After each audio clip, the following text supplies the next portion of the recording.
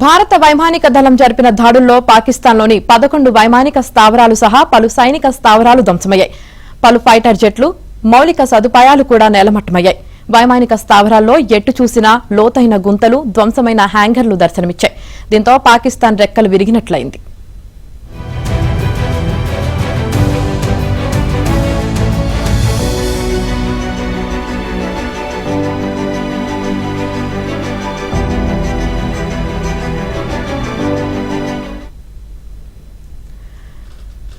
భారత్ జరిపిన దాడితో తమకేమీ పెద్దగా నష్టం కలగలేదని దాయాది దేశం బుకాయించే ప్రయత్నం చేసినా హై రిజల్యూషన్ శాటిలైట్ ఫోటోలు మాత్రం ఊహకు సైతం అందని రీతిలో పాక్కు జరిగిన భారీ నష్టాన్ని కళ్లకు కట్టాయి. ఆపరేషన్ సింధూర్లో రావల్పిండిలోని నూర్ఖాన్, సింధులోని సుక్కూర్, పంజాబ్లోని రహీం యార్ ఖాన్ మిలిటరీ స్థావరాలు నాశనమయ్యాయి.